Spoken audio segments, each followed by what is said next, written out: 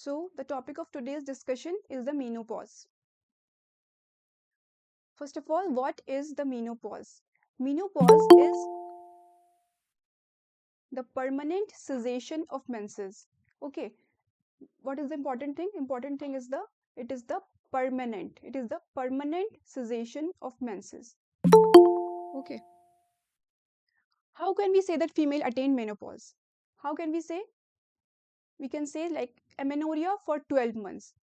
किसी भी फीमेल को एमेनोरिया फॉर 12 मंथ्स है and she is in menopausal age group. Okay, if a female is in menopausal age group and she had amenorrhea for 12 months, we can clinically make the diagnosis of menopause. Okay, menopause is a clinical diagnosis. If a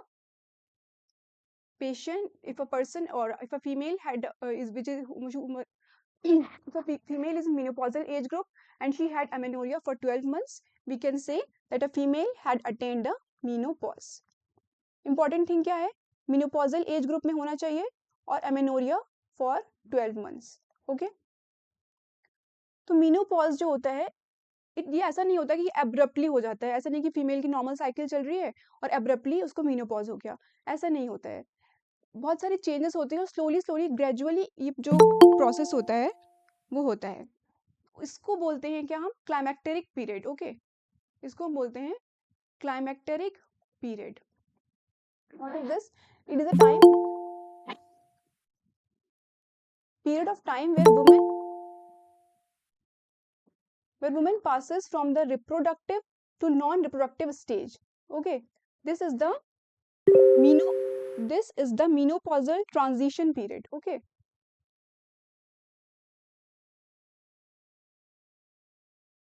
this is the menopausal transition period.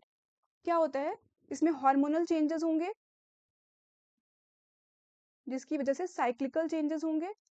पहले cycle short होंगी, उसके बाद फिर oligomenorrhoea होगा and then menopause होगा. Okay, तो climacteric क्या है? It is a broad term which include the period like perimenopause and the menopause and the postmenopause. This phase covers 5 to 10 years on either side of the menopause. दो terms होते हैं. एक term होता है क्लाइमैक्टेरिक और दूसरा टर्म होता है पेरीमेनोपॉज. पेरीमेनोपॉज क्या है? Is a part of climacteric. Okay, where cycles are irregular. इसमें सिर्फ साइकिल्स को देखा जाता है. Perimenopause is a part of the climacteric. Climacteric is a broad term. Okay, इसमें पेरीमेनोपॉज भी आता है, मेनोपॉज भी आता है और पोस्ट मेनोपॉज भी आता है. इसका क्या मतलब हुआ?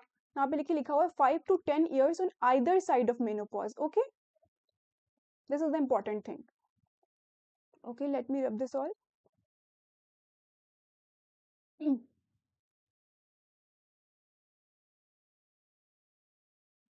अभी तक हमने क्या डिस्कस किया? We had discussed what is menopause, what is the perimenopause and what is the climacteric.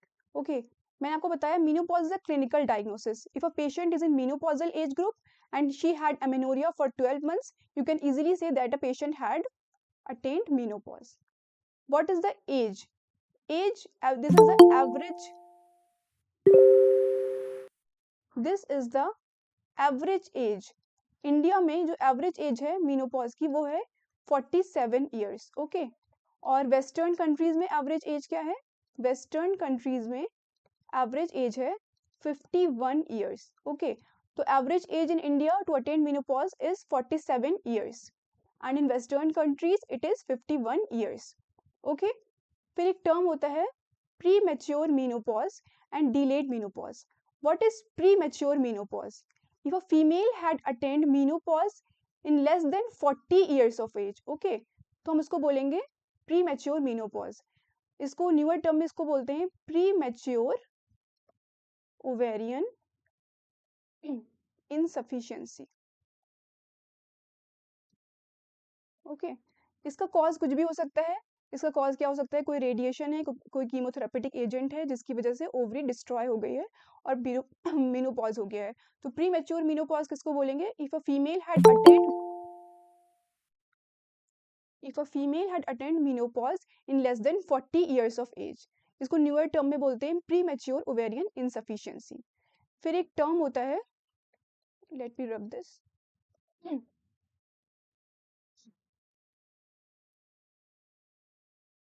फिर एक टर्म है हमारे पास delayed menopause. What is the meaning of delayed menopause? In this, if a female had not attained menopause at more than 55 years of age, it is known as the delayed menopause. Delayed menopause के साथ problem क्या हो? मैंने आप लोगों को बोला था कि टाइम से ज्वाइन किया करिए, आधा टाइम तो मैं एंट्री देने में लगा देती हूँ। delayed menopause में क्या होता है? In this, the females with delayed menopause are exposed to increased estrogen. Okay. Females with delayed menopause are exposed to increased estrogen. That's why they are at increased risk of endometrial cancer. Okay. तो delayed menopause में क्या है?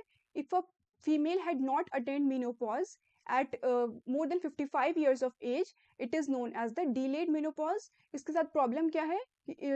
The person is exposed to increased amount of estrogen. That's why she is at risk of endometrial cancer, increased risk of endometrial cancer. Okay. तो अभी तक हमने क्या discuss किया है? We had discussed what is menopause, how we can diagnose it clinically, what is the age, what is like average age of the menopause, what is premature menopause, what is delayed menopause. Okay, am I clear? Yes, ma'am. Okay. Yes, ma'am. Okay, good. Next we will discuss why menopause occur. Why? At birth हमको पता है कि intrauterine life में almost 6 to 7 million primary oocytes are present. ये हमने अपनी menstrual class वाली lecture में डिस्कस किया था, मेंस्ट्रुअल साइकिल में. And at birth they are 2 to 3 million is present, like 1 to 2 million is present. To puberty only 4 lakh remain. Okay, in every cycle only one egg is released, only one egg is released, but 1000 more, okay, 1000 more become atretic. तो ऐसा नहीं होता कि एक cycle में अगर एक egg release हो रहा है तो एक ही फॉलिकल आया है, वहां पे 1000 मोर फॉलिकल आते हैं, उसमें से एक सेलेक्ट होता है डोमिनेंट फॉलिकल के तौर पे जो रिलीज होता है, बाकी सारे जो होते हैं वो एट्रेटिक हो जाते हैं, उनमें एट्रेजिया होता है.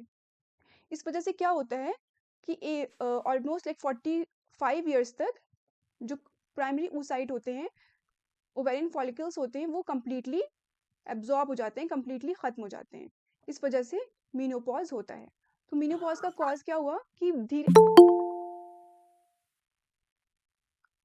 इंट्रायूट्राइन लाइफ में 6 to 7 million ओवेरियन फॉलिकल्स होते हैं, और बर्थ पे ये हमेशा से रिग्रेस करते रहते हैं, हमेशा से एट्रेजिया इसमें चलता रहता है. बर्थ पे 1 to 2 million बचते हैं.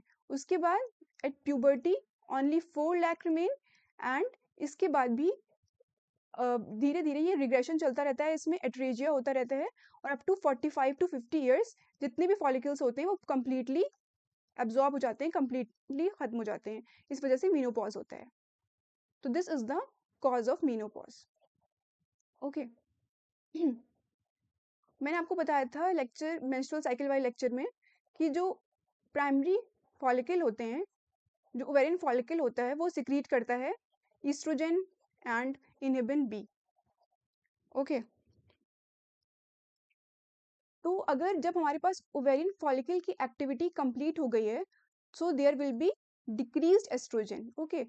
जब जब हमारे पास ओवेरियन फॉलिकल ही नहीं है तो एस्ट्रोजन नहीं होगा. तो मेनोपॉज में क्या होगा?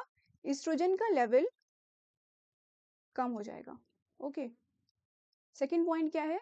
जब ओवेरियन फॉलिकल नहीं है तो ओवुलेशन नहीं होगा, there will be no corpus luteum and there will be no progesterone. Okay. तो इसमें प्रोजेस्टेरॉन का लेवल भी कम हो जाएगा. तो मेंस्ट्रुअल साइकिल में क्या होगा कि ईस्ट्रोजन का लेवल भी कम, सॉरी मेनोपॉज में क्या होगा? ईस्ट्रोजन का लेवल भी कम हो जाएगा और प्रोजेस्टेरॉन का लेवल भी कम हो जाएगा. Why? Because there is no ovarian follicle and progesterone का लेवल क्यों कम होगा? बिकॉज वहाँ पे ओवुलेशन नहीं होगा, कॉर्पस लूटियम नहीं होगा, तो प्रोजेस्टेरॉन नहीं होगा। ओके, यहाँ तक समझ आ गया सबको? मैम ये फिर से बता दीजिए। वॉइस ब्रेक हो रहा है मैम आपका, सिर्फ मुझे ही हो रहा है या सभी को? पता नहीं। वॉइस में प्रॉब्लम है? Yes ma'am. Okay okay, 2 minute रुकिए।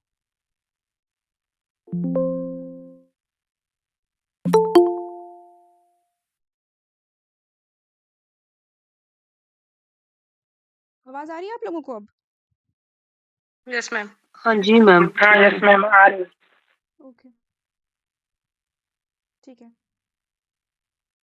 मैं क्या बता रही थी आप लोगों को कि इंट्रायूट्राइन लाइफ में at 5th month of intrauterine life follicles कितने होते हैं हमारे पास? It is almost 6 to 7 million follicles.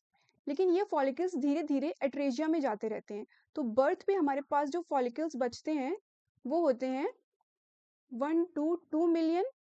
Okay, और उसके बाद प्यूबर्टी तक सिर्फ 4 लाख फॉलिकल्स बच जाते हैं। उस जो मेंस्ट्रुअल साइकिल होती है इसमें only 1 egg is released. Okay, सबको पता है एक डोमिनेंट फॉलिकल सेलेक्ट करते हैं, फिर उसमें से एक एग रिलीज होता है, सेकेंडरी oocyte रिलीज होती है। लेकिन उसके साथ साथ 1000 फॉलिकल्स का एट्रेजिया होता है। ओके, इस वजह से क्या होता है कि 45 इयर्स की एज तक आते आते, ऑलमोस्ट 45 to 50 इयर्स की एज तक आते आते सारे फॉलिकल्स एट्रेटिक हो जाते हैं, तो हमारे पास there will be no follicle left. Okay, this is the reason why a female attain menopause. जब हमारे पास फॉलिकल नहीं होंगे, हमने अपने मेंस्ट्रुअल साइकिल वाले लेक्चर में डिस्कस किया था कि ईस्ट्रोजन ओवेरियन फॉलिकल से रिलीज होता है एंड वहां पे इनहिबिन बी होता है। लेकिन यहाँ पे ईस्ट्रोजन नहीं होगा जब ओवेरियन फॉलिकल नहीं है, इस वजह से there will be decreased oestrogen, और जब ओवुलेशन नहीं है there will be no corpus luteum and there will be no progesterone. Okay, तो हार्मोनल लेवल क्या होगा मेनोपॉज में? ईस्ट्रोजन कम होगा और प्रोजेस्टेरॉन भी कम होगा। There will be deficiency of oestrogen and progesterone. Am I clear? Yes ma'am. Yes ma'am. Okay, हम आगे चलते हैं। What is the diagnostic criteria? Diagnostic criteria क्या है? सबसे पहले फर्स्ट क्राइटेरिया है हमारे पास cessation of menses. Okay, then we have the appearance of menopausal symptoms. In next slides we will discuss what are menopausal symptoms. Okay, फिर vaginal cytology होती है 100/0/0। इसका मतलब क्या हुआ? इसका मतलब हुआ कि मैचुरेशन इंडेक्स हम देखते हैं। मैंने अपने लेक्चर में आपको बताया था, फर्स्ट लेक्चर में, कि सबसे पहले जो वेजाइनल सेल्स होते हैं उसमें एक होता है पैराबेसल सेल्स, एक होता है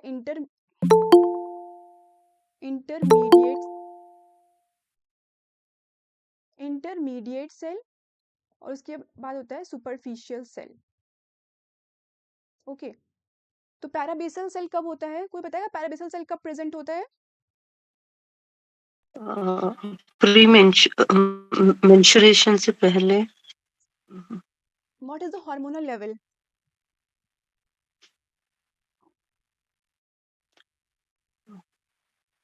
progesterone level. No,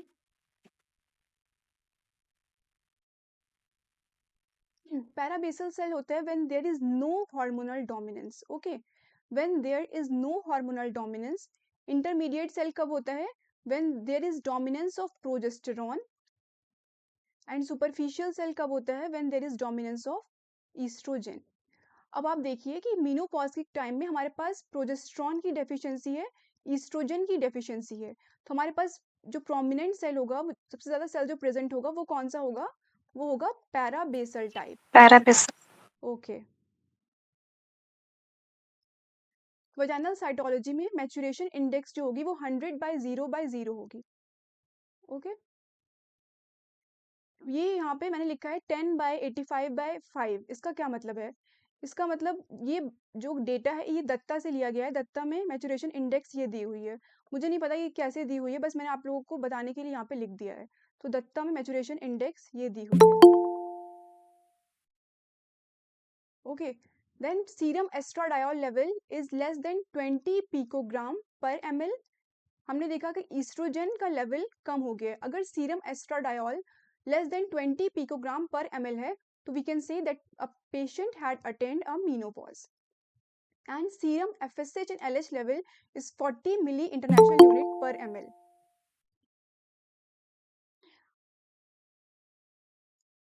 Okay. So what is the diagnostic criteria? What are the diagnostic criteria? There is a cessation of menses, appearance of menopausal symptoms. We will discuss कि क्या होते हैं menopausal symptoms. Vaginal cytology में most prominent cells will be the parabasal type. Serum estradiol less than 20 picogram per ml and serum FSH and LH level more than 40 milli international unit per ml. Okay. अब जैसे कि कोई patient है 50 years के आसपास, उसने बताया आपको कि उसको एमेनोरिया हो रहा है 12 मंथ से, तो आप क्या उसका FSH लेवल वगैरह करवाएंगे या फिर क्लिनिकली डायग्नोज कर देंगे? तो अगर कोई पेशेंट मीनोपॉजल एज ग्रुप में है, ठीक है, 45 to 55 ईयर्स के बीच में है, तो हम क्लिनिकली अगर उसने बताया कि उसको एमेनोरिया हो रहा है 12 मंथ से, तो वी कैन इजीली डायग्नोस। उसमें ज़रूरत नहीं होती हमें FSH और ये सब करवाने की। लेकिन अगर कोई पेशेंट है जो प्री मैच्योर मीनोपॉज में है, तो उसको कंफर्म करने के लिए हम FSH लेवल करवाएंगे और दो बार करवाएंगे। हम किसी को प्री मैच्योर मीनोपॉज डायग्नोस करने के लिए 2 वैल्यूज देखेंगे FSH की। अगर FSH की 2 value more than 40 milli international unit per ml आ रही है, इसका मतलब क्या होगा कि patient is in pre mature menopause. Okay, तो अगर कोई पेशेंट मीनोपॉजल एज ग्रुप का है, तो we can easily clinically diagnose that a patient had attend menopause. लेकिन प्री मैच्योर मीनोपॉज को डायग्नोज करने के लिए हमें 2 वैल्यूज चाहिए FSH की, जो 40 milli international unit per ml से ज्यादा होनी चाहिए। Okay, am I clear? Yes, जी ma'am. Ma'am. Okay, Yes, ma'am. what is the most prominent vaginal cell present in the menopause? Paribas. Parabas. Okay, good. मैंने आपको बताया था कि थीका सेल्स जो होते हैं, theca sales they also secrete androgen. Okay, तो जब हमारे पास ओवेरियन फॉलिकल ही नहीं है, तो हमारे पास डिक्रीज्ड एंड्रोजन भी होगा। और डिक्रीज एंड्रोजन की वजह से क्या होगा? There will be decreased libido. Okay, there will be decreased sexual drive. तो पेशेंट में जो मीनोपॉज अटेन कर चुकी है फीमेल, उसमें ईस्ट्रोजन का लेवल भी कम होगा, प्रोजेस्टेरॉन का लेवल भी कम होगा और एंड्रोजेंस का लेवल भी कम होगा। ओके, एंड्रोजेंस का लेवल कम होगा जो सिक्रीट करते हैं थीका इंटरना सेल से, तो इसकी वजह से डिक्रीज लिबिडो होगा, डिक्रीज सेक्सुअल ड्राइव होगी। अब हम डिस्कस करते हैं menstrual symptom. The first and the most important symptom, menopausal symptom. The first and the most important menopausal symptom is the hot flashes. Hot flashes क्या होते हैं? Hot flashes is the hallmark of menopausal symptom. It is a hallmark. Okay. Hot flashes में क्या होता है? There is sweating, there is redness of the skin, there is intense heat and palpitations. Okay. क्या होगा इसमें? There is sweating, there is redness of the skin, there is intense heat and palpitations, and it mainly occur at night. Okay, it mainly occur at night time. तो इसमें क्या होगा? Vasomotor symptoms में first and most important symptom is the hot flashes. Hot flashes में क्या होता है? There is sweating, there is redness of the skin. ये जो पिक्चर यहाँ पे लगी है साइड में, इसमें देखिए, there is intense heat and palpitations which mainly occur at night. इसका कॉज क्या होता है? इसका कॉज होता है ईस्ट्रोजन विड्रॉल। ओके, यहाँ पे ईस्ट्रोजन विड्रॉल क्यों दिया है? ईस्ट्रोजन डेफिशिएंसी नहीं बोलेंगे हम इसका कॉज, हम इसका कॉज बोलेंगे ईस्ट्रोजन विड्रॉल। ओके, तो this is the cause of the vasomotor symptom. इसमें क्या होता है? इसमें वेसोडाइलेशन होता है। इस वजह से the patient experiences sweating, redness of skin, intense heat, palpitations which occur mainly at night, and it affect the quality of life, it affects the quality of life of the woman. That's why इसमें हमें treatment देना होता है। ये बहुत severe होता है, मतलब 1 to 2 मिनट्स तक ही रहता है, लेकिन इसकी वजह से पेशेंट की जो क्वालिटी ऑफ लाइफ है वो अफेक्ट होती है। इस वजह से इसका हमें ट्रीटमेंट देना होता है। अब हमें ट्रीटमेंट क्या देंगे? हम ट्रीटमेंट में फर्स्ट जो ट्रीटमेंट है that is the oestrogen therapy.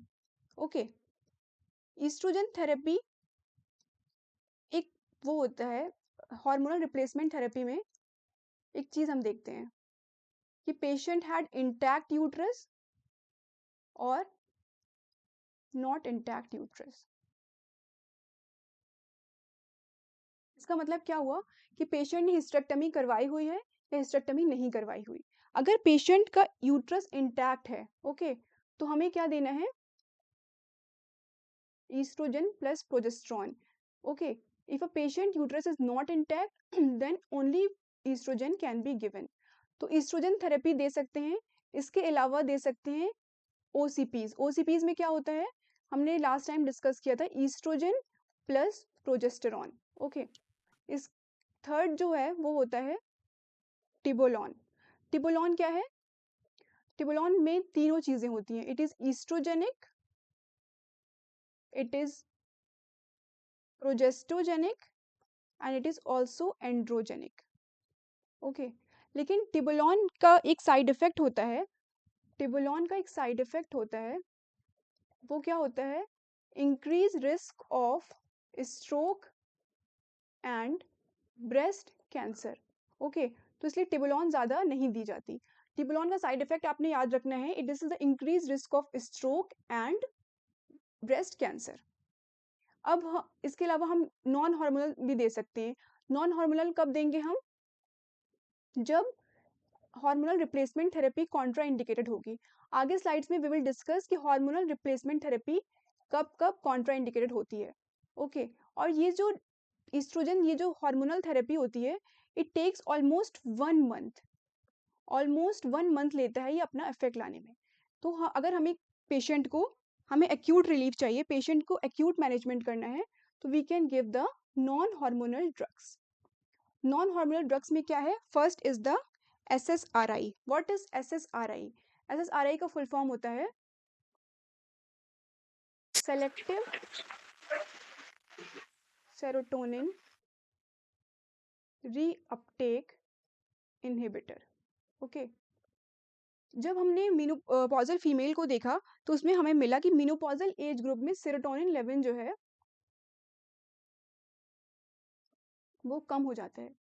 तो इससे हम क्या करते हैं, इस SSRI क्या करता है? ये रीअपटेक को, सेरोटोनिन के रीअपटेक को इनहिबिट करता है। इसमें आपको इतना याद नहीं रखना, बस आपने याद रखना है कि SSRI का एग्जाम्पल क्या है? फ्लॉक्जेटीन। ओके, SSRI का एग्जाम्पल है फ्लॉक्जेटीन। इसके अलावा गाबापेंटीन, क्लोनिडीन और सोए प्रोडक्ट्स भी यूज कर सकते हैं, और फाइटोएस्ट्रोजेंस भी यूज कर सकते हैं। बस आपने याद रख लेना ये सारी ट्रीटमेंट की कौन कौन से ट्रीटमेंट है वो हम देते हैं for the vasomotor symptoms, for the hot flashes. Okay, next we will move towards the osteoporosis. Osteoporosis क्यों होती है? बिकॉज एस्ट्रोजन का ऑस्टियोप्रोटेक्टिव इफेक्ट होता है। जब फीमेल मेनोपॉज अटेन कर लेती है तो हमारे पास ईस्ट्रोजन लेवल कम हो जाता है। जब ईस्ट्रोजन लेवल कम होता है तो osteoprotective effect of the oestrogen is lost. Okay, that's why osteoporosis occur.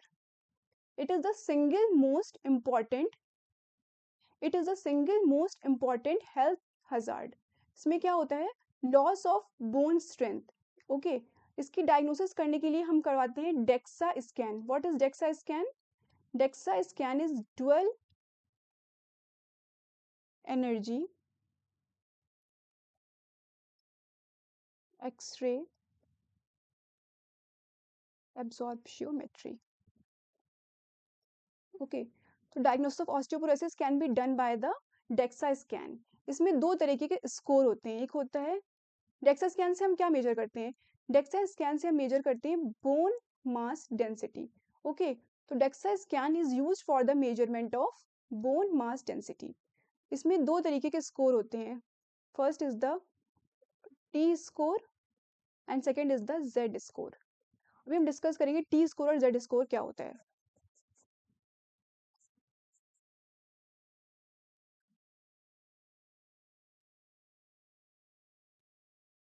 DEXA scan से हमने मेजर कर लिया बोन मास डेंसिटी। ओके, फिर हम टी स्कोर देखते हैं। टी स्कोर क्या है, -1 से लेके 0 तक T score is normal. Okay, और लेस देन 2.5 तक ऑस्टियोपीनिया होता है। If the T score is more than 2.5 then diagnosis of osteoporosis can be made। Okay, तो टी स्कोर की वैल्यू आपने याद रखनी है कि ऑस्टियोपोरोसिस के डायग्नोसिस बनाने के लिए टी स्कोर की वैल्यू मोर देन 2.5 होनी चाहिए। नेक्स्ट हमारे पास स्कोर होता है जेड स्कोर। जेड स्कोर में क्या करते हैं कि उसमें बोन मास डेंसिटी को कंपेयर करते हैं, एक तो पेशेंट की और दूसरा किसी ऐसे पर्सन की जो सेम एज का हो। ओके, जेड स्कोर में bone mass density of two person are compare, एक तो पेशेंट की होती है, दूसरे किसी ऐसे पर्सन की जो सेम एज के पर्सन की बोन मास डेंसिटी को कंपेयर करते हैं। इसमें क्या होता है, Z score of less than -1 standard deviation अगर है, लेस देन -1 स्टैंडर्ड डेविएशन, तो इसको हम बोल सकते हैं कि पेशेंट इज इन ऑस्टियोपोरोसिस। तो ऑस्टियोपोरोसिस के डायग्नोसिस के लिए हम डेक्सा स्कैन यूज करते हैं। डेक्सा स्कैन क्या होता है, it is the dual energy x-ray absorptiometry. इससे हम बोन मास डेंसिटी मेजर करते हैं। फिर बोन मास डेंसिटी हमने देख लिया कि टी स्कोर और जेड स्कोर के थ्रू डिफाइन करते हैं। अगर Z score less than -1 standard deviation है और टी स्कोर -2.5 से कम है, तो हम उसको बताएंगे कि वो ऑस्टियोपोरोसिस में है। उसके बाद सबसे मोस्ट इंपॉर्टेंट जो आपके लिए है वो क्या है, most common site of the fracture. Most common site of the fracture क्या है, this is the vertebral compression fracture। This is the most common site of fracture in the menopausal female। इसके अलावा कोलीज फ्रैक्चर हो सकता है, that is a fracture in the wrist and femur head fracture। Okay, अब हम आते हैं treatment पे। तो ट्रीटमेंट क्या है, first and the treatment of choice and the drug of choice is the bisphosphonates. तो आपने ये याद रखना है, ये क्वेश्चन आ सकता है कि ड्रग ऑफ चॉइस जो है ऑस्टियोपोरोसिस के लिए मेनोपॉजल फीमेल में बिसफॉस्फोनेट है। ओके, इसमें आती है ड्रग एलेंड्रोनेट। इसका एक बहुत ही सीवियर साइड इफेक्ट होता है। इसका साइड इफेक्ट क्या है, साइड इफेक्ट है इसका ईसोफेजाइटिस। ओके, इसका साइड इफेक्ट है ईसोफेजाइटिस और ईसोफेजियल अल्सर्स। तो इस दवा का साइड इफेक्ट आपको याद रखना है कि bisphosphonate is the drug of choice.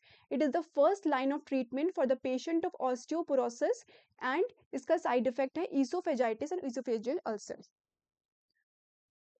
इसके अलावा हम हार्मोनल थेरेपी में क्या देंगे, हार्मोनल थेरेपी में देंगे रिलॉक्सीफेन। रिलॉक्सीफेन क्या है, raloxifene is the selective estrogen receptor modulator। Okay, इसके आगे लिखा हुआ है SERM. What is SERM, SERM is the selective oestrogen receptor modulator. Okay, तो इससे क्या होता है, इसका क्या मतलब हुआ, सम का मतलब क्या हुआ, इसका मतलब ये हुआ कि कहीं पर तो ये it will act as antagonist of oestrogen, किसी किसी जगह पे ये एंटागोनिस्ट ऑफ ईस्ट्रोजन की तरह काम करेगा और किसी जगह पे ये एगोनिस्ट। बच्चों आपको एंटागोनिस्ट और एगोनिस्ट का मतलब पता है, जी मैम। ओके, तो सम्स जो होता है ये कहीं पे एंटागोनिस्ट ऑफ ईस्ट्रोजन होगा और कहीं पे एगोनिस्ट ऑफ ईस्ट्रोजन होगा। ठीक है, तो इसमें एगोनिस्ट ऑफ ईस्ट्रोजन कहाँ पे होगा? ये बोन में होगा, ठीक है।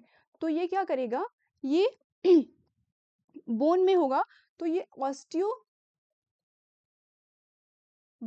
एक्टिविटी को बढ़ाएगा और बोन को रीअब्जॉर्प्शन से रोकेगा। लेकिन ये एंडोमेट्रियल पे और ब्रेस्ट पे it act as antagonist of oestrogen, तो वहां पे ये प्रोलिफरेशन नहीं करेगा, इसलिए raloxifene can be used. But the side effect, what is the side effect of raloxifene? Raloxifene का साइड इफेक्ट होता है it can cause the venous thromboembolism, इसीलिए इसको अवॉइड किया जाता है। साइड इफेक्ट क्या है रिलॉक्सिफेन का? It can cause the venous thromboembolism and hot flashes. इसका हॉट फ्लैशेस पे कोई इफेक्ट नहीं होता, और ये इसकी वजह से हॉट फ्लैशेस कहीं किसी बुक्स में लिखा हुआ है कि हो भी सकते हैं, इसलिए इसको अवॉइड किया जाता है। थर्ड जो हमारे पास ड्रग है वो है टेरीपेराटाइड। टेरीपेराटाइड क्या है? Teriparatide is a recombinant parathyroid hormone. Please tell me the function of parathyroid hormone. What is the function of parathyroid hormone? Blood में कैल्शियम बैलेंस कर जो नॉर्मल पैराथायरॉइड हार्मोन होता है, आपने देखा होगा, आपने ये चीज पढ़ी होगी कि नॉर्मल पैराथायरॉइड हार्मोन की ऑस्टियोक्लास्टिक एक्टिविटी होती है, ठीक है। ऑस्टियोक्लास्टिक होता है ये नॉर्मल पैराथायरॉइड हार्मोन जो होता है, ऑस्टियोक्लास्टिक एक्टिविटी होती है। लेकिन it was found that if we give parathyroid hormone in pulsatile doses, okay, if we give parathyroid hormone in pulsatile doses, it helps in the bone reformation, okay। तो ये osteoporosis में help करता है अगर teriparatide that is a recombinant parathyroid hormone को pulsatile doses में दिया जाएगा। इसके अलावा कैल्सिटोनिन भी दे सकते हैं, और डेली इनटेक, ये इंपॉर्टेंट बात है, हमें जो मेनोपॉजल फीमेल्स हैं उनका इनटेक ऑफ कैल्शियम जरूर देखना है, ओके। तो daily intake of 1 to 1.5 gram calcium can reduce the risk of osteoporosis, ये आपने याद रखना है, ओके। जो टेरीपेराटाइड होता है अगर इसको पल्सटाइल डोजेस में देंगे तो ये ऑस्टियोब्लास्ट को एक्टिवेट कर देगा, it will activate the osteoblast, you should remember this, okay. Next जो हमारा सिम्टम है that is a senile vaginitis, also known as the atrophic vaginitis. Why this occurs, ऐसा क्यों होता है?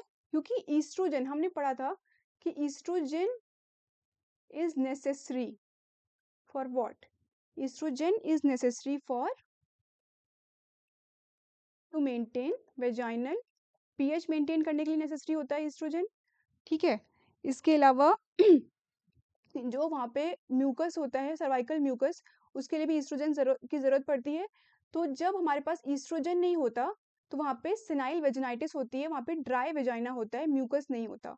इसकी वजह से क्या होता है? डिस्पेरियूनिया हो सकता है, इसकी वजह से पोस्ट मेनोपॉजल ब्लीडिंग हो सकती है, जिसको atrophic endometritis, sorry this is the atrophic endometritis, and vaginal infection भी हो सकते हैं।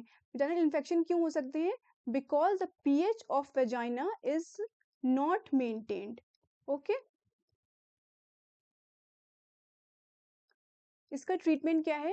Treatment is just topical oestrogen application. What is the meaning of topical? We will just use local oestrogen creams, हम वहाँ पे अप्लाई कर सकते हैं वेजाइना में। तो ट्रीटमेंट क्या है सिनाइल वेजिनाइटिस का? Topical oestrogen application, okay. आगे बढ़ने से पहले मैं रिवाइज करवा देती हूँ आप लोगों को थोड़ा सा। Let me rub this all. First and the most important symptom, menopausal symptom, is the hot flashes. Hot flashes क्या होते हैं? It is a sweating and the redness of the skin, intense heat and palpitations which mainly occur at night, and it affect the quality of life of the female. That's why बहुत सारी females इसका treatment लेना चाहते हैं, okay. इसका cause क्या? इसका जो cause है that is the estrogen withdrawal. Estrogen withdrawal है।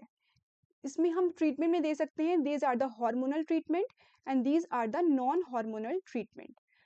टिबोलोन का एक साइड इफेक्ट मैंने आपको बताया था कि it increases the risk of stroke and breast cancer.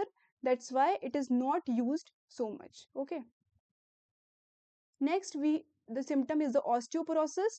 Osteoporosis क्या होता है? Loss of bone strength. इसके diagnosis के लिए we use the DEXA scan or we use T score and Z score. Okay. And the most common site, you should learn this. Most common site of fracture in a menopausal female is a vertebral compression fracture. What is the treatment? What is the drug of choice? This bisphosphonate is the drug of choice. We can use HRT, we can use hormonal replacement therapy, but it is used for prevention. Okay, it is used for prevention, not for the treatment. So treatment, first line of treatment is the bisphosphonates. इसके अलावा raloxifene can be used, but it can cause the venous thromboembolism, it can cause hot flashes, that's why it is avoided. Teriparatide can be used, calcitonin can be used, and you should maintain the daily intake of 1 to 1.5 gram of calcium. Okay, senile vaginitis में we have the dry vagina which leads to dyspareunia, postmenopausal bleeding, that is the atrophic endometritis, because of the atrophic endometritis, and vaginal infections because of the decrease because of the vaginal pH is not maintained. So we use the topical estrogen application. Next, we have the other features. Okay, in other features, it which include the mood changes. mood changes में क्या क्या चीजें आती हैं? Ma'am slide नहीं दिख रही है। स्लाइड नहीं दिख रही है आप लोगों को? दिख रही है मैम। दिख रही। बच्चे शायद आपकी नेटवर्क में इशू होगा, चेक कर लो एक बार। Okay. Other features में first we have the mood changes which include the anxiety and depression. Why it occurs? Because of the hormonal fluctuations. Okay. Next we have the sleep changes. Sleep changes में क्या चीजें आएंगी? Insomnia. They all occur because of the hormonal problem. Skin changes में wrinkles आएंगे, purse string around the mouth, purse string type के wrinkles होंगे, and crow feet type pattern होगा around the eyes. Okay, this is just a name. This is a purse string around the mouth and crow feet type pattern of wrinkles in the around the eyes. Okay, why it occurs? The estrogen maintain the hydration of collagen. If there is no estrogen, the hydration of collagen is not maintained. That's why the skin changes occur. Okay, क्या होता है? जो estrogen होता है ना, वो properly estrogen maintain the hydration. Okay, estrogen maintain the hydration of collagen. That's why skin जो होती है वो intact होती है. लेकिन जब मेनोपॉजल फीमेल में एस्ट्रोजन की विड्रॉल हो जाता है, एस्ट्रोजन की डेफिशिएंसी होती है, इस वजह से hydration of the collagen is not maintained. Then we have the purse string around the mouth and crow feet type of wrinkles around the eyes. इसके अलावा increase of facial hairs. Why facial hairs are increased? Because of unopposed adrenal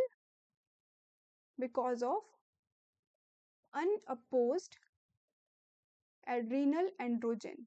okay, इसके अलावा जो oestrogen बहुत ज़्यादा decrease होता है, लेकिन उसके कंपैरिजन में एंड्रोजन इतना डिक्रीज नहीं होता, तो इसका रेशियो जो होता है वो डिक्रीज होता है, लेकिन ईस्ट्रोजन बहुत ज़्यादा डिक्रीज होता है और एंड्रोजन लेकिन कम डिक्रीज होता है.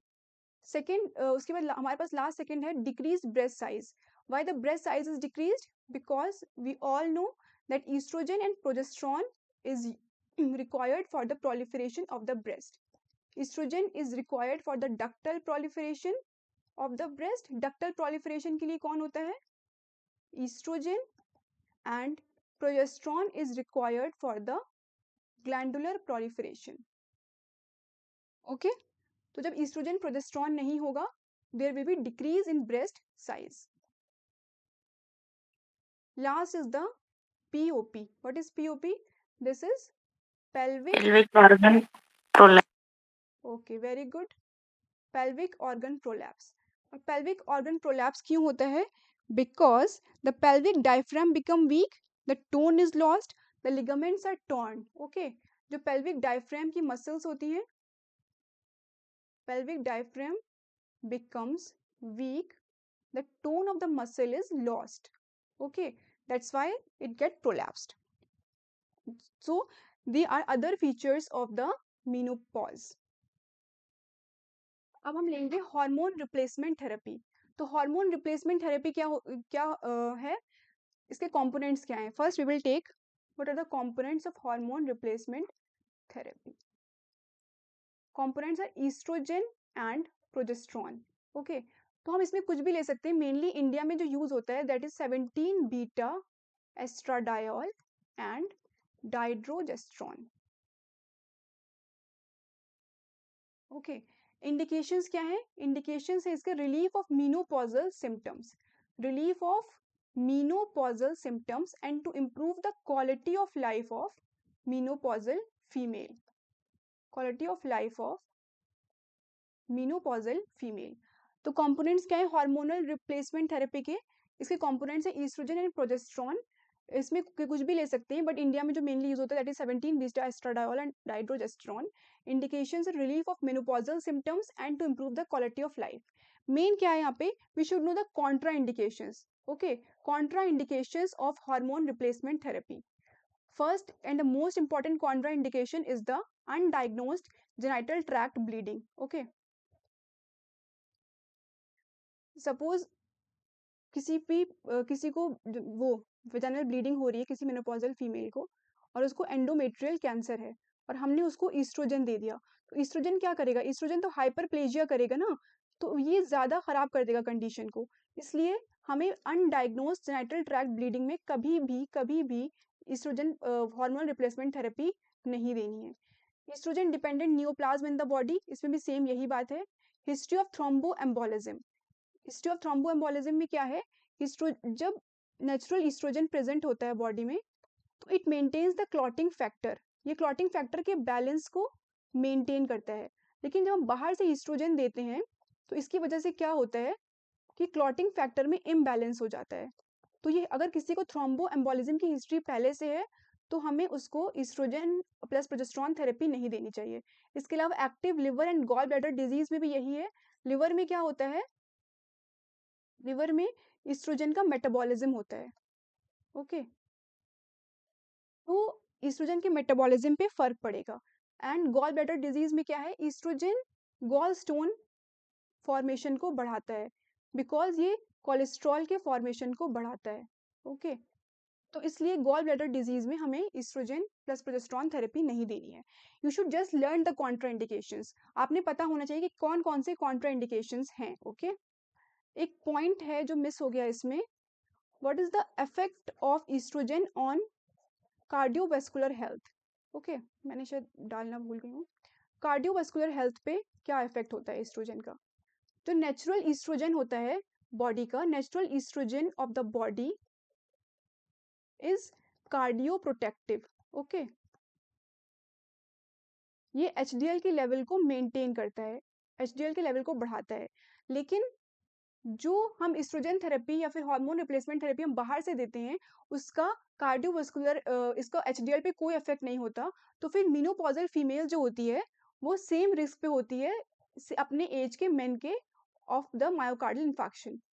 समझ आई बात, समझ आ गया. Yes, ma'am ma'am. रिपीट कर फिर से repeat. Okay,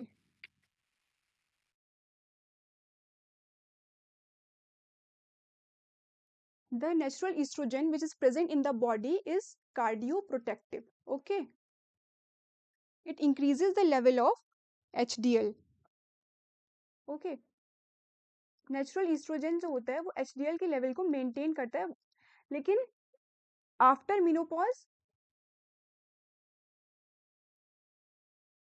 risk of coronary artery disease या मायोकार्डियल इन्फार्क्शन जो है वो बढ़ जाता है. क्यों, बिकॉज जो हार्मोन रिप्लेसमेंट थेरेपी अगर हम दे भी रहे हैं तो इसका there is no effect of this on the HDL, no effect of this on HDL.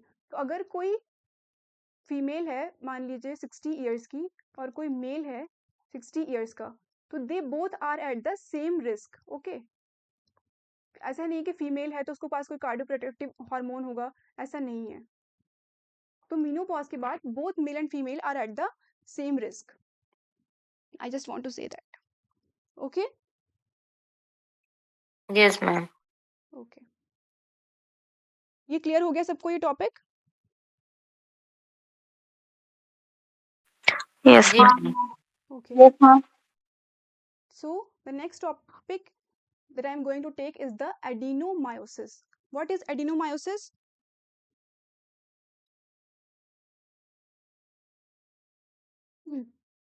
Adenomyosis हमने उस दिन डिस्कस किया था endometriosis.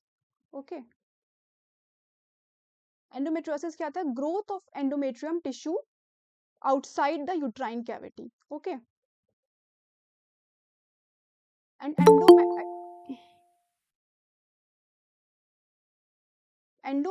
adenomyosis is the ingrowth of endometrium directly into the myometrium. Okay, endometriosis में क्या होता है? Growth of endometrial tissue outside the uterine cavity. ये कहीं भी हो सकता है, B it lung, B it pleura और एनीवेयर.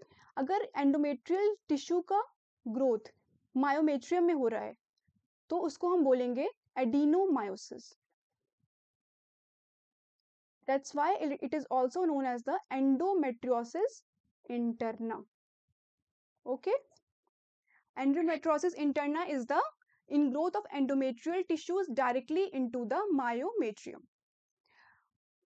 तो इसमें कौन सी फीमेल अफेक्टेड होती है ज्यादातर? Age is multiparous female. Very good. Age is more than 40 years. Okay, multiparous females are affected and age is more than 40 years. इसका जो before discussing this you should know the cause. इसका जो cause है it is unclear, but we can say that repeated childbirth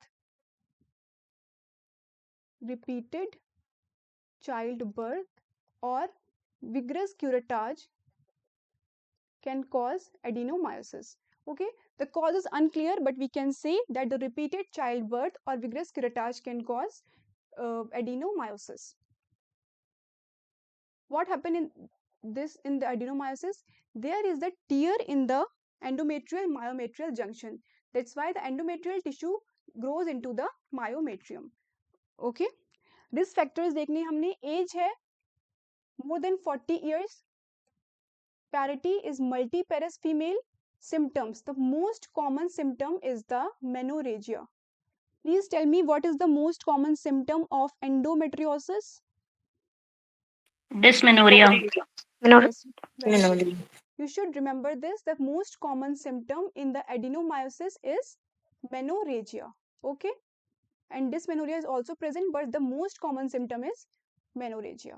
Examination में we have the symmetrically enlarged uterus of less than 14 week size. Uterus is enlarged, it is symmetrically enlarged, and size must be 12 to 14 weeks of uterus. एक sign है इसमें Helbon sign. What is the Helbon sign? Helbon sign is nothing. बस uterus क्या होता है? Tender हो जाता है. Tender uterus is present. Okay, tender soft mobile uterus is present on bimanual examination. If on bimanual examination tender soft mobile uterus is present, it is known as the Helbon sign. Okay, investigation of choice. Investigation of choice is MRI. You should know this. Investigation of choice is the MRI. MRI में क्या दिखेगा हमें? Junctional thickness more than 12 mm.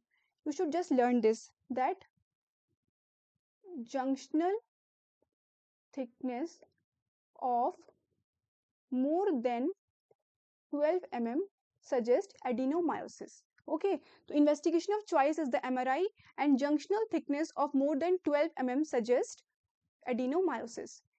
In USG, multiple small cysts in myometrium, honeycomb appearance, and treatment is total abdominal hysterectomy. ये table है, rooms में दिया हुआ है. इसमें एंडोमेट्रियोसिस और एडिनोमायोसिस का डिफरेंस बहुत अच्छे से दिया है. ओके, तो In endometriosis, young and nulliparous female are involved. Okay. And in the adenomyosis, the females are multiparous. Okay. Next, we will see the clinical features. Clinical features. In endometriosis, we have the triad of dysmenorrhea, which is the most common symptom. We have the dyspareunia and infertility.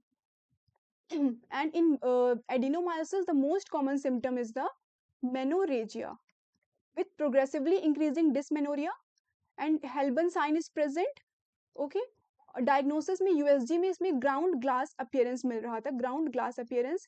और adenomyosis में USG में आपने याद रखना ये सारे appearance मिलेंगे, salt and paper appearance, Swiss cheese pattern with increased vascularity, myometrial सब एंडोमेट्रियल सिस्ट और Venetian blind appearance, alternate dark and light bands. बस ये चीजें आपने याद रखनी है कि यूएसजी में salt and paper appearance, Swiss cheese pattern कहाँ मिल रहा था, तो ये एडिनोमायोसिस में मिलता है।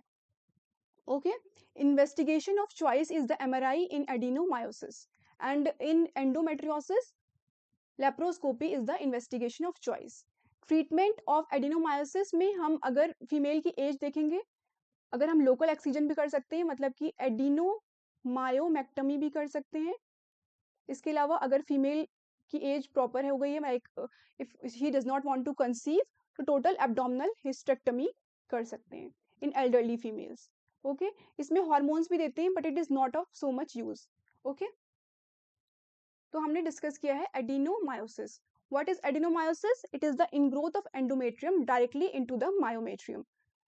In this risk factors में multiparous, more than 40 years of female is involved. The most common symptom is the menorrhagia with dysmenorrhea or dyspareunia. Uterus is symmetrically enlarged but of like 14 weeks, less than 14 week size का होगा। हेल्बन sign क्या होता है? बाईमैनुअल examination पे हमें tender और soft mobile uterus मिलेगा, tender और सॉफ्ट मोबाइल यूट्रस। आपने याद रखना है कि Halban sign is present in adenomyosis. Okay, on USG we have the salt and pepper appearance and Swiss cheese pattern। And treatment में डिपेंड करता है, अगर पेशेंट यंग है थोड़ी सी, अगर यंग वुमेन है तो we can do local excision, we can do adenomyomectomy. If the patient is elderly, if the patient does not want to conceive, we can do total abdominal hysterectomy, and LNG and IUS is of no importance. Okay, Yes, ma'am. Okay, this is all for today, thank you so much. Ma'am आप ऑप्स भी लेने वाले हैं? जी, मैं इंशाल्लाह इसके बाद ऑप्स लूंगी, पहले गायनी कंप्लीट होने के बाद। ठीक है मैम, मैम। सारे हार्मोनल रिप्लेसमेंट थेरेपी फिर से बता दीजिए। जी मैम, हार्मोनल रिप्लेसमेंट थेरेपी फिर से बता दीजिए। ओके, हार्मोनल रिप्लेसमेंट थेरेपी में सबसे पहले आपने पता होना चाहिए what are the components. Okay, तो कंपोनेंट्स क्या है? Simple estrogen plus progesterone. Okay, तो इसमें हम कोई भी एस्ट्रोजन कोई भी प्रोजेस्टेरॉन दे सकते हैं, बहुत सारे आते हैं एस्ट्रोजन के कंपोनेंट्स, लेकिन अभी यहाँ पे जो इंडिया में ज़्यादातर यूज़ किया जाता है that is 17 beta oestradiol and dydrogesterone. Indications क्या हैं? अब हार्मोनल रिप्लेसमेंट थेरेपी हम क्यों दे रहे हैं? दिस इज बिकॉज हमें पेशेंट को जो मेनोपॉजल सिम्टम है, जो पेशेंट है वो हॉट फ्लैशेस से बहुत परेशान है, तो उसके लिए उसको रिलीव करने के लिए, पेशेंट की जो क्वालिटी ऑफ लाइफ है उसको इम्प्रूव करने के लिए मेनली हार्मोन रिप्लेसमेंट थेरेपी दिया जाता है। Okay, then we should know the contraindications. ये आपने याद रखना है, ये बहुत इंपॉर्टेंट है कि कॉन्ट्रा इंडिकेशंस क्या हैं। If there is undiagnosed genital tract bleeding, suppose कोई भी फीमेल है, पोस्ट मेनोपॉजल ब्लीडिंग हो रही है उसको, और सब इसका कॉज एंडोमेट्रियल कैंसर है, ठीक है, तो आपने क्या दिया? आपने उसको ईस्ट्रोजन दे दिया। अब ईस्ट्रोजन क्या करेगा? तो वो तो बहुत ज़्यादा प्रोलिफरेशन कॉज करेगा ना, ये इतना ज़्यादा प्रोलिफरेशन कॉज करेगा, तो इससे कंडीशन और ख़राब हो जाएगी। इसलिए अगर कोई भी अनडायग्नोज्ड जेनिटल ट्रैक्ट ब्लीडिंग है तो उसमें हम हार्मोन रिप्लेसमेंट थेरेपी नहीं देंगे। इसके अलावा the estrogen dependent neoplasm in the body and history of thromboembolism, क्योंकि जो हम हार्मोन देते हैं they disturb the clotting factor, ये क्लॉटिंग फैक्टर में प्रॉब्लम क्रिएट करते हैं। इस वजह से अगर किसी को थ्रोम्बोएम्बोलिज्म की हिस्ट्री है तो we should avoid giving hormone replacement therapy.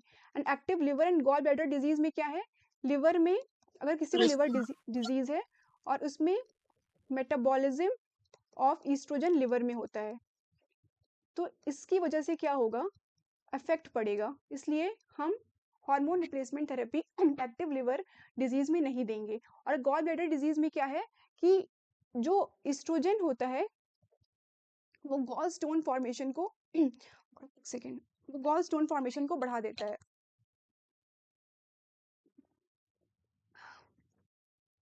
Oestrogen जो है वो कोलेस्ट्रॉल के लेवल को बढ़ाता है, जिससे क्या होता है, कोलेस्ट्रॉल स्टोन बढ़ने के चांसेस हो जाते हैं। इसलिए हम हार्मोन रिप्लेसमेंट थेरेपी में ये चीज़ ज़रूर देखेंगे कि लिवर और गॉल ब्लैडर डिजीज़ है या नहीं। तो आपने बस ये कॉन्ट्राइंडिकेशंस रट लेने हैं। Okay, thank you. Thank you.